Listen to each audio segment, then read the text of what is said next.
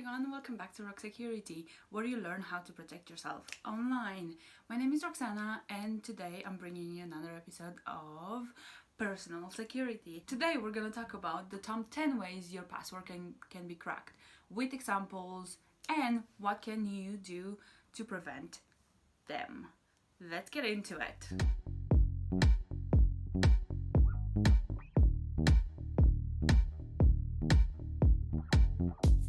Passwords. What are passwords? I've done a whole video about passwords and password security and so on.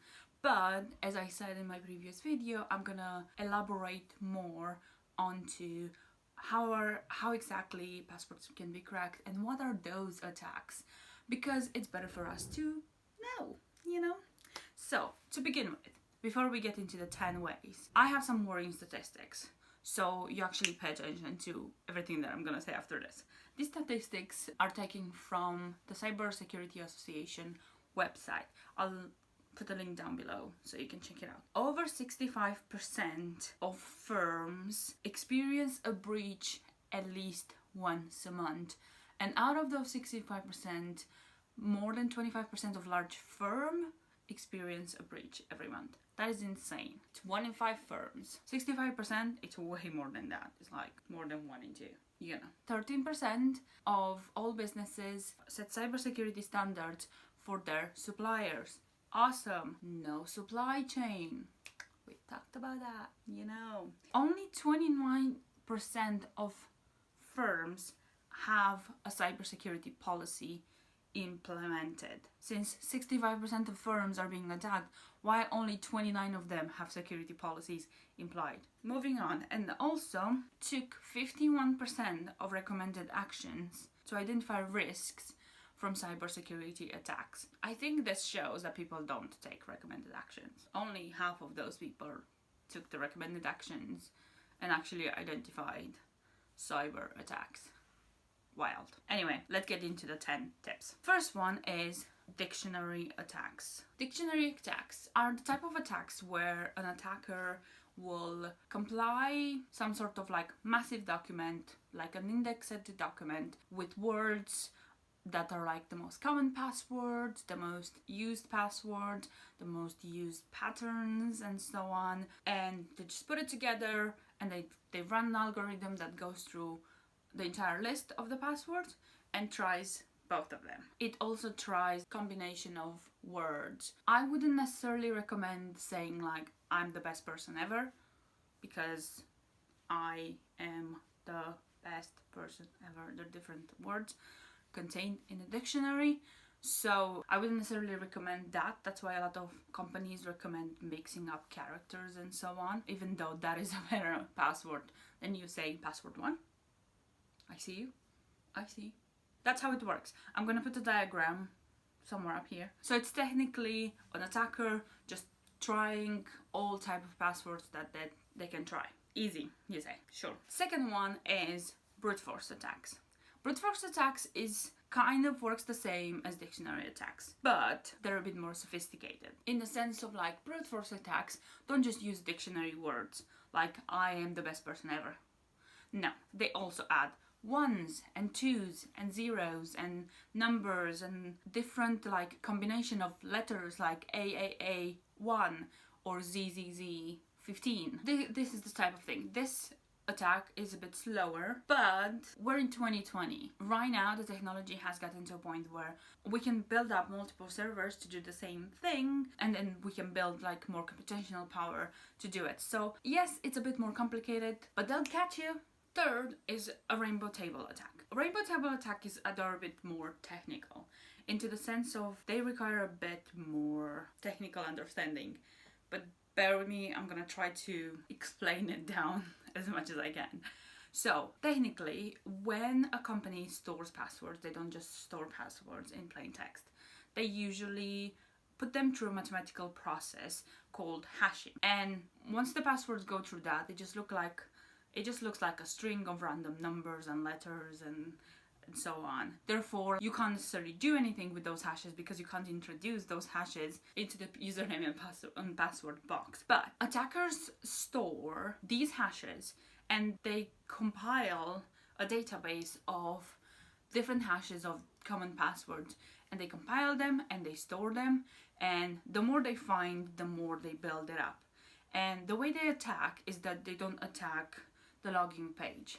They attack by comparing these hashes with the hashes that they found on the victim computer. They have the hashed passwords and they have the meaning of those hash passwords, and then with the hash passwords they compare the hash passwords that the company will store. So they just have to break into the company's database, and once they have access to those hash passwords, they just do a comparison.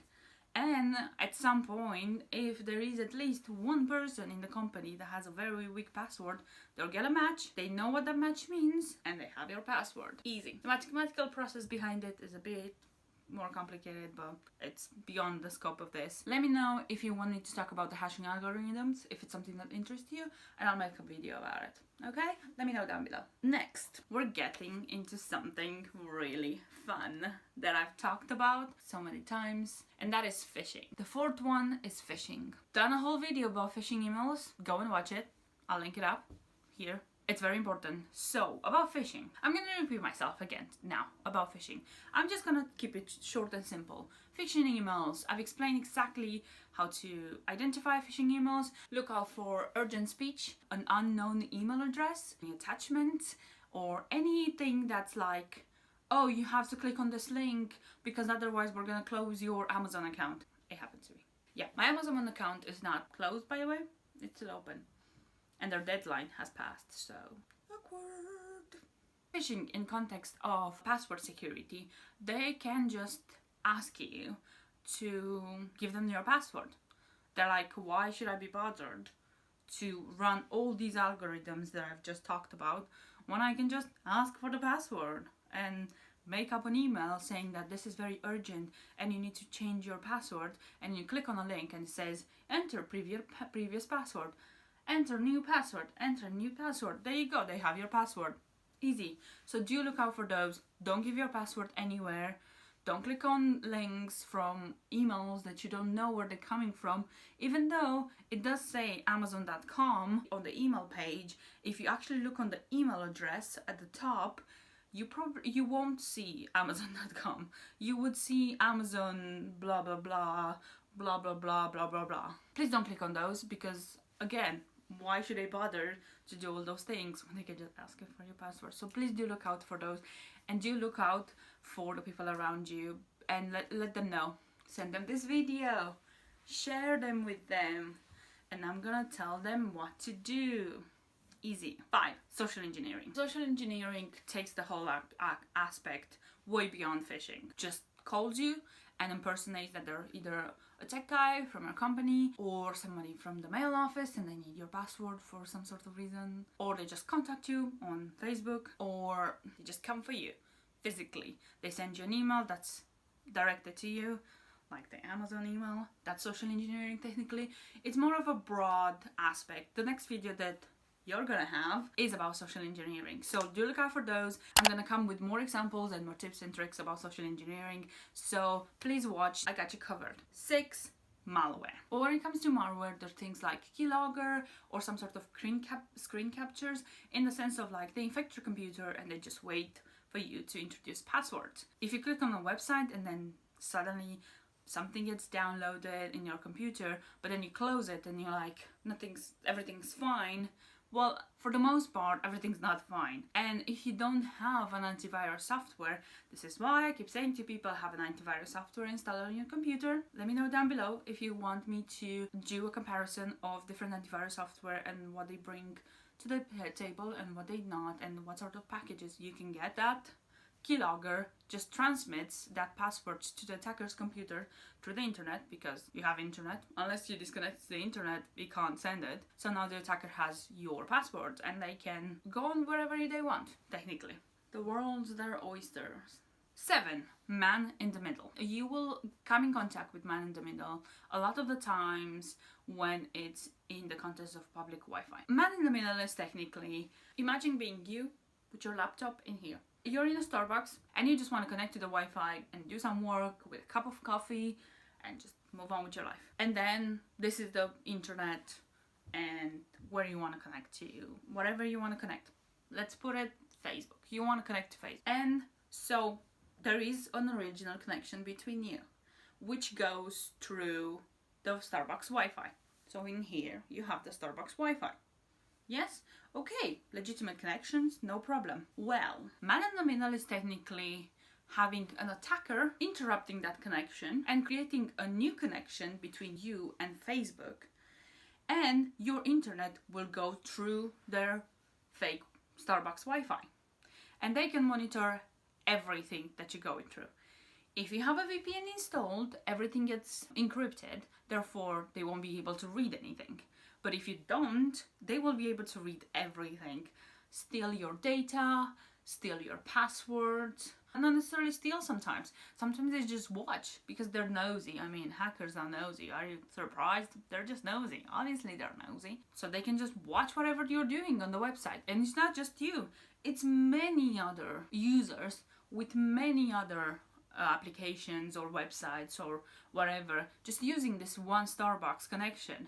When there's a new Starbucks connection in place, some of those people would connect to the man in the middle connection, and those people will have their data and everything read through, because they're going through the attacker's computers. Let me know down below if you have any questions. Smash that like button, helps out.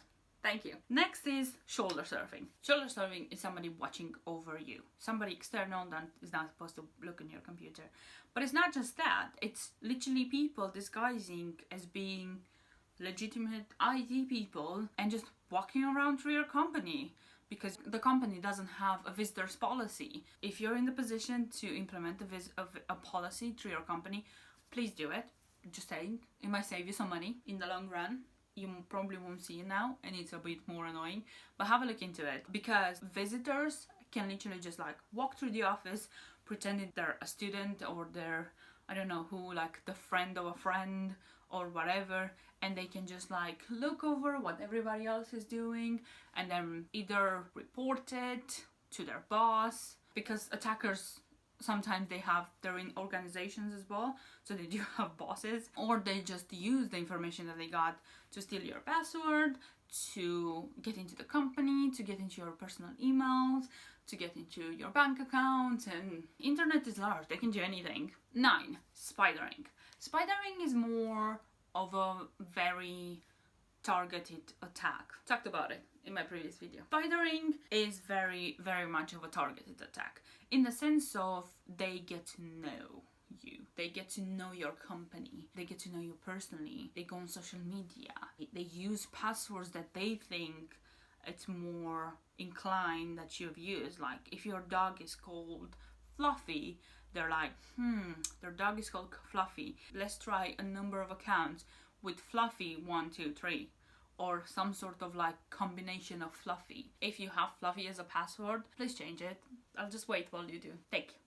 I appreciate it. I very much appreciate it. It's more of a like getting to know your work, getting to know what you do, getting to know your culture. And it's not just social media. They can figure out like the company that you get in, and then they can go and find out a lot about that company and what they're working on, what software they're putting out or not, or how they're doing their work, and so on. And they're gonna try things around that area. This is also kind of covered by dictionary attacks, but it's less technical to do because you just try a bunch of passwords that's related to the company. For example, Nokia, it's not necessarily a dictionary word, but for someone that works in Nokia, maybe their password is Nokia 123 because they work in Nokia, or not 123. It's Nokia 2020 because they got hired in 2020 at Nokia. They can remember that.